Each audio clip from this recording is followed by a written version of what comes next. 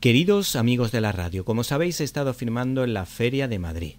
Así que no puedes perderte mi libro La fe, la ética y los valores de los superhéroes. El libro ideal para dar la batalla cultural con una sonrisa. Fundación Edelvives patrocina este espacio cultural. Fundación Edelvives patrocina este espacio cultural. Estás escuchando Directo a las Estrellas. Víctor Alvarado. Nuestra invitada esta semana es la única en España que se sabe a la lista de los Reyes Godos. Ha tenido la suerte de encontrarse con Leovigildo y con Recaredo. En esta ocasión ha cogido la lupa de detective para ofrecernos Misterio en San Millán de Malbec Ediciones. Responde al nombre de Guillén, María Gloria Guillén. Buenas tardes. Buenas tardes. Eres doctora en Historia. ¿En qué consistió tu tesis doctoral? Pues mi tesis doctoral es se sitúa en el siglo V, 431, y trata de, a través de las prosopografías de los participantes, o sea, estudiar a los obispos que participaron en el concilio de Éfeso y descifrar un poco qué problemática existió de tipo político, porque hay una serie de tensiones político-religiosas se dan en ese concilio, y entonces digamos que mi tesis intenta un poco reflejar y explicar el origen de esas tensiones. ¿Y en qué consistieron algunas de ellas, si nos puede así destacar alguna? Pues mira, el concilio de Éfeso...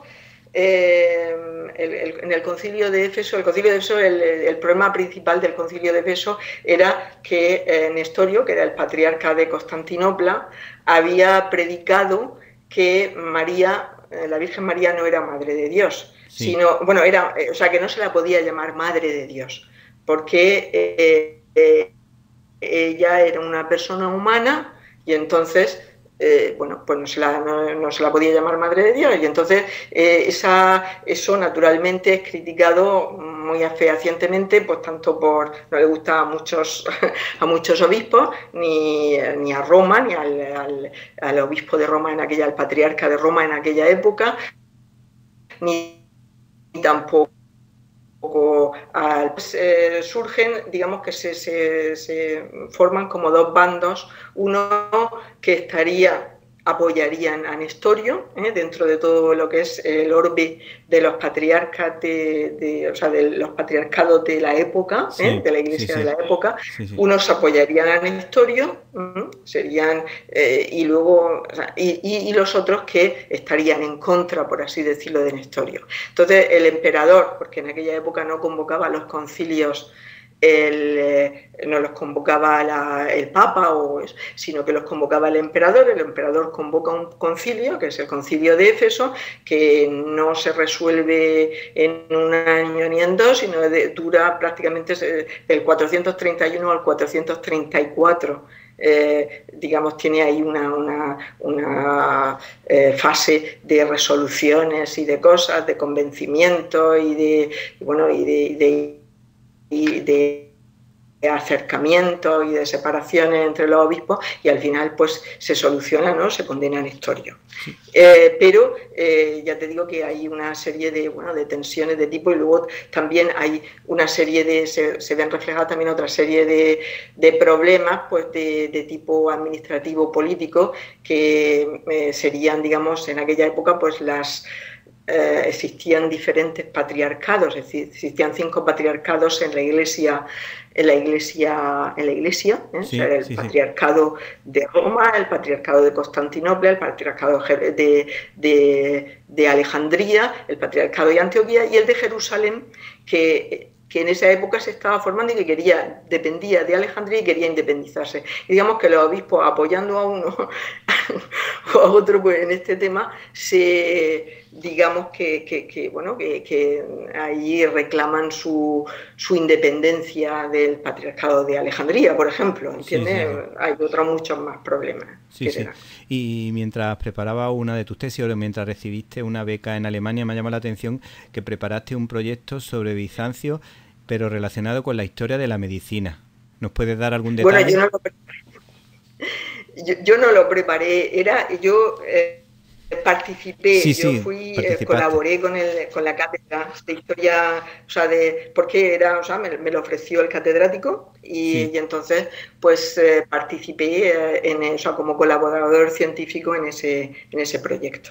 O sea, se trata más bien en aquella época, pues de la época bizantina, lo que es la historia trabaja, pues es el uso, por ejemplo, de las hierbas aromáticas, etcétera. O sea, para curar, porque claro, es muy diferente de la medicina como se concibe ahora, ¿no? Claro. ¿Y había alguna medicina de ese tipo que llegase a funcionar? Porque cuando, por ejemplo, hablamos del mundo de los indígenas en América, los que viven en la selva, la verdad que suelen Sí. encontrar, dentro de sus limitaciones, encontraban remedio para todo a través de las hierbas y plantas de su país.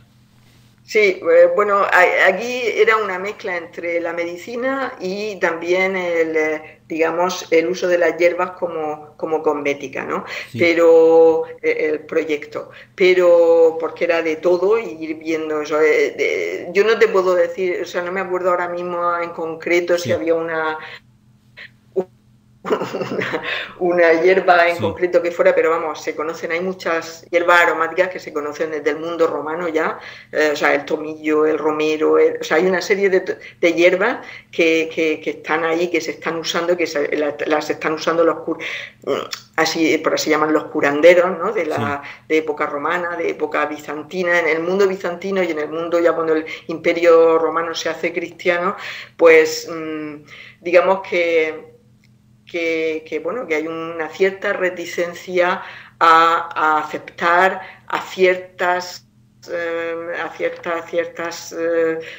ciertas influencias que ellos pensaban que podían ser paganas, ¿entiendes? sí, Entonces, sí. bueno, pues dentro de lo que cabe, o sea, se aceptaban a algunos curanderos, por así decirlo, a otros no, y en general era más un poco lo que mandaba la Iglesia, ¿no? Sí, sí. Y he visto también que habías publicado una monografía titulada Hombres de Fe, Hombres Políticos. ¿Eso de Sí, qué va? sobre la tesis doctoral, sobre el concilio de Éfeso. Ah, O tiene que sea, ver con es eso. Sí, sí. de hombres políticos porque digamos que ahí en ese concilio pues hay una especie de confluencia entre lo que uno cree y luego también pues el manejo de la política. Sí, sí. La verdad que está muy bien porque a veces es difícil apartar. Si tienes unos principios basados en la fe, sustentados en tu moral, en tu fe y en tu ética, a veces como político no lo deberías de separar a la hora de tomar una decisión importante. Claro, eso está claro. O sea, lo que pasa que, claro, digamos que este tipo, pues son una serie de, bueno, que es la política, sino son acuerdos, desacuerdos, yo te apoyo, no te apoyo, ¿entiendes? Al final Sí, acaba en eso, ¿no? sí. Bueno, Y bueno, centrándonos un poco en la novela en cuestión, Misterio en San sí. Millán, pues nos gustaría en principio que nos contases de qué trata esta historia y en qué te ha inspirado para contarla. Pues la historia de Misterio en San Millán es una historia bueno, que yo me inspiré, yo hice, ya creo que te lo conté un poco en el podcast, Sí, aquel que me hiciste. sí, no importa que nuestros oyentes lo escuchen, no importa que lo vuelva a repetir. Pues yo estuve o sea, de excavaciones por allí por el norte, ¿no? Concretamente en Calahorra, y Sí, entonces visitamos el grupo de excavación, visitamos el monasterio de Suso y luego el de Yuso, que son los dos monasterios. El monasterio de Yuso se le considera el Escorial de la Rioja porque es precioso, grandísimo. Y el de Suso, pues que es un monasterio del siglo VI que nace al amparo, digamos, de la fundación. O sea, allí primero vivió un ermitaño, que era San Millán, y vivió en unas cuevas. Junto a él vivían sus discípulos, y a partir de estas cuevas pues se va ampliando y se va fundando un convento que es el actual, que el convento de Suso, y es un convento muy interesante porque en él vivieron personajes tan posteriormente, o sea, monjes tan importantes como pudiera ser Gonzalo de Berceo, que todos conocemos, sí, ¿no? Con los milagros de Nuestra Señora, etcétera, etcétera. Entonces, a mí, cuando fui allí al convento de Suso, pues me llamó muchísimo la atención, sobre todo, pues eso, esa penumbra, ese medieval entre el oscuro y el claro, y bueno, yo digo bueno, esto yo qué sé, me llama a mí, voy a ver qué es lo que me sale a mí si yo me dedico un poco a indagar un poco sobre San Millán, sobre una posible historia de una persona del siglo XXI que llega allí, y así fue como surgió. Sí, ¿y qué misterio se encuentra? ¿Cómo se introduce la historia? ¿Cómo empieza la historia para que nuestros oyentes se piensen si van a acercarse a leer esta historia o no? O sea, ¿quieres que te cuente sí, ¿de qué trata? Un poco el resumen de la historia? Sí. Pues Misterio en San Millán narra la historia de Inés, que es una muchacha del pueblo de San Millán de la Cogolla, es alumna de bachiller, es una chica muy lista, que le gusta mucho la historia y que conecta a través de una serie de experiencias paranormales con el origen y con la historia de su propio pueblo, ¿eh? Y ese pueblo, o sea, nace al amparo del convento de Suso, ¿no? Del convento de San Millán. Y ella es trasladada a otra dimensión, y en esa otra dimensión se le ha desvelado que está llamada a cumplir una misión, que ella, sin ayuda de nadie, tiene que descubrir. El problema radicaba en que ella desaparecía y aparecía en la vida real sin orden ni concierto. Además, su vuelta a la vida cotidiana, donde estaba con sus padres y amigos, siempre se veía acompañada de un lento pero paulatino cambio de carácter que las personas de su entorno pues no acababan de entender. Entonces se preguntan, oye, ¿qué le pasa a esta chica? ¿Estaría enferma? ¿A qué podrían deberse esos trastornos de personalidad? O quizás no hubiera que ver en su comportamiento más que el producto de la propia imaginación. Y entonces eso es el misterio que no se sabe, o sea, sí, no se sabe a dónde llega la chica, digamos que sus amigos,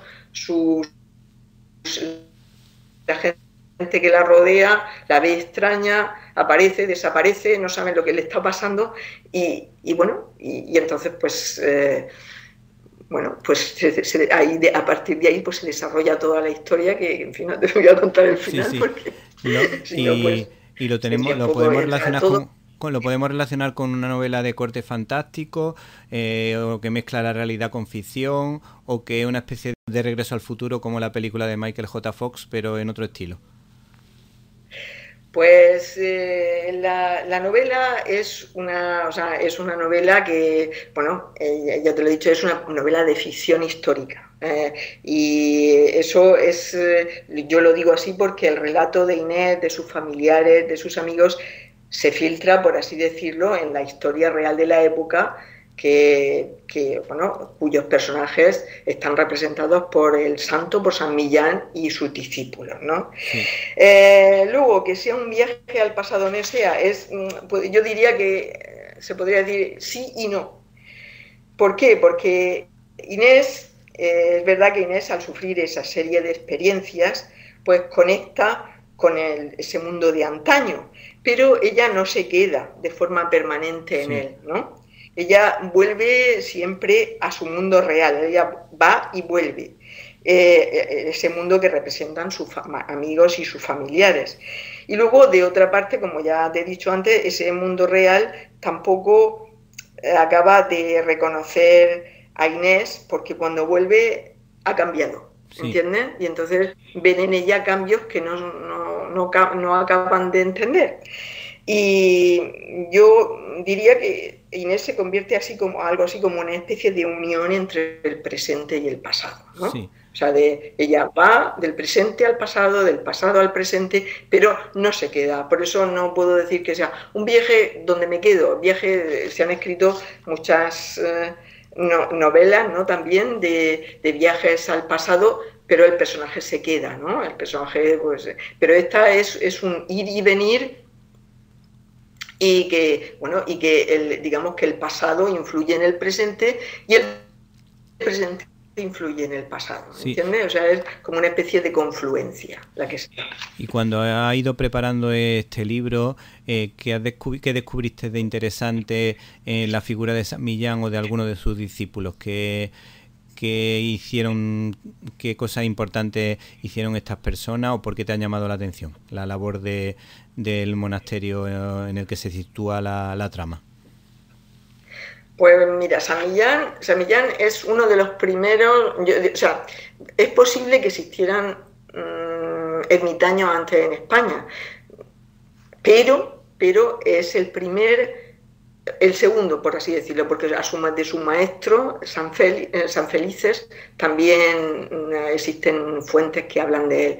Pero digamos que es el primer ermitaño importante, más importante, con San Felices primero y luego él, que existe en España. O sea, y luego, pues San Millán es un personaje interesante porque es un personaje que se sale un poco del... en fin, él es este tipo de personaje, yo no sé si tú conoces la vida de San Martín de Tours, que lo comparte todo, que quiere, o sea, que a él acuden como eso a muchos ermitaños, ¿no? Sí. Acuden a los ermitaños y acuden en la época medieval porque son personas en las que la gente confía, ¿entiendes? Sí, sí. Son personas que piensan que lo que ellos dicen va a ir a misa, ¿entiendes? Que les van a ayudar, ¿entiendes? Piensan incluso de San Millán, pues su vida, ¿no? La vida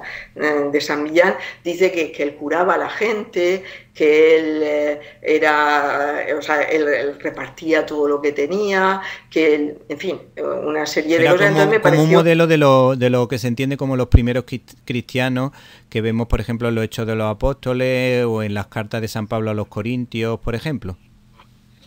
Sí, él en principio piensa en vivir una vida ermitaña. De hecho, en el libro pues, yo cuento todo lo que, o sea, a través de encuentro entre Inés y San Millán, pues se cuenta mucho sobre la vida ermitaña, lo que significa y lo que significaba de una forma también divertida, o sea, que no es ni mucho menos aburrido el libro, es un poco y qué es lo que significa para esos ermitaños cuando surge un poco la vida ermitaña, que surge anteriormente en el Oriente, como bien sabes, o sea, sí. Antes, y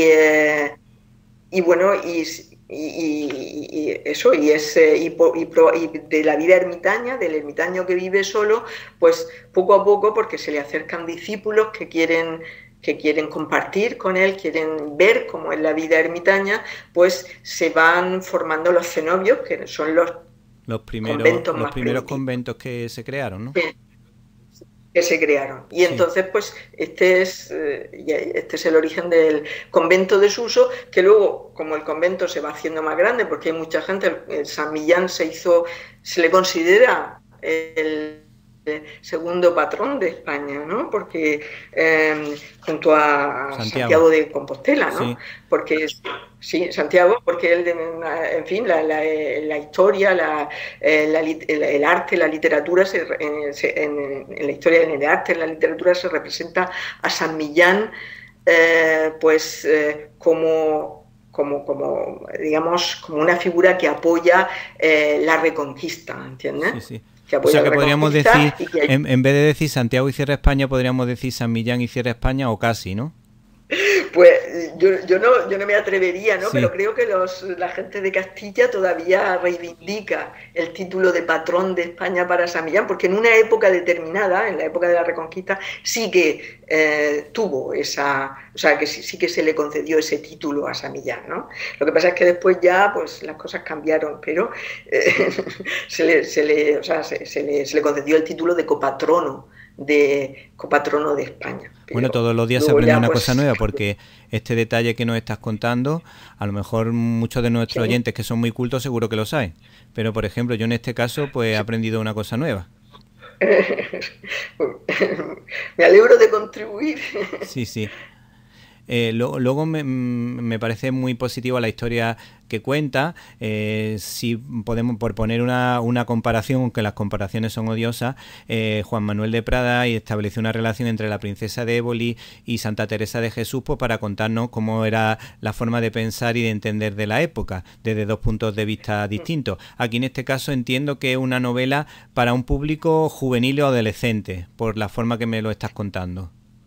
Sí, es una novela que está destinada a un público, o sea, joven adulto, diría Sí. yo, ¿no? Porque yo también, yo diría que para entender también un poco el trasfondo de la novela, ¿no? Y porque se barajan muchas ideas también de tipo religioso y de tipo histórico, pues hay que partir un poco del final de la ESO, diría yo, Sí. luego el bachiller. Y yo también he tenido gente adulta que ha leído el libro y que que me lo ha elogiado. Sí, sí.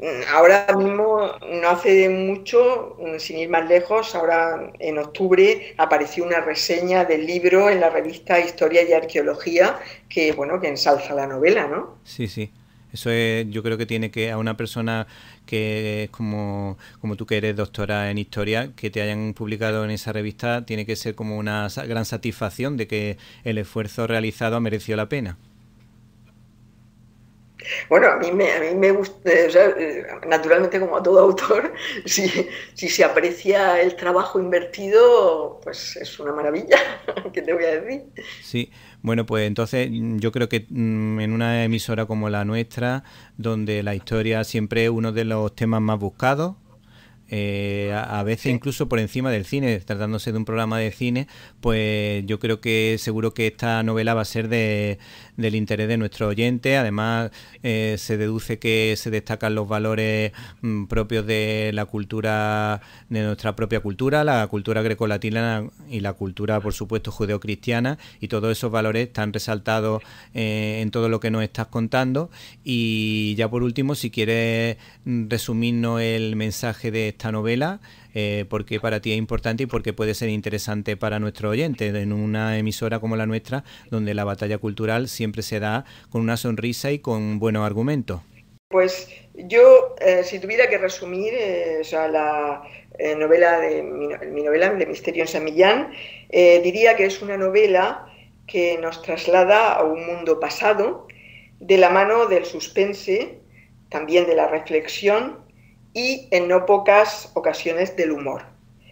Es una novela que se hace eco de la eterna posición espiritual dicotómica que promueve en el ser humano un estado de indecisión entre el bien y el mal, entre lo posible y lo imposible, entre la fe y la ausencia de ella, aunque naturalmente la tendencia al bien prevalecerá.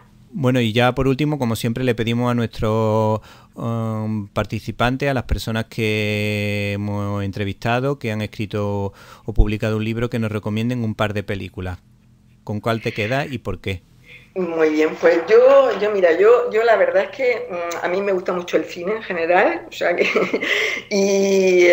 pero puesto si tengo que elegir una película, pues yo te hablaré, hay muchas, pero entre ellas te puedo recomendar, o yo recomendaría dos, porque me han tocado y digamos que han dejado huella en mí, Sí. y esas son de esas que pienso yo que de cuyo argumento no te olvidas tan fácilmente, y se trata de Gladiator y El Señor de los Anillos. Sí. Y me han gustado mucho porque, o sea, una es histórica y la otra de fantasía, y luego también porque en ambas se refrendan valores muy importantes como pueden ser el honor, el amor, la amistad o el compañerismo.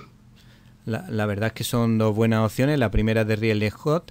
A mí, curiosamente, me gusta más la segunda en el aspecto de esos valores que tú destacas, pero con el pozo de la primera. Lo que pasa es que los desajustes históricos son bastante grandes en ese caso.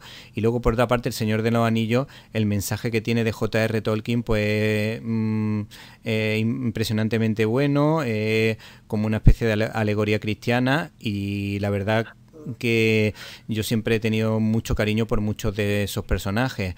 Por ejemplo, el caballero Aragorn, Legolas, el elfo y por supuesto la valentía de esos dos personajes, de esos dos hobbits, que son dos amigos que están unidos hasta el final y se la juegan y toman decisiones importantes cuando supuestamente son las personas menos importantes de toda la aventura que viven entre ellos.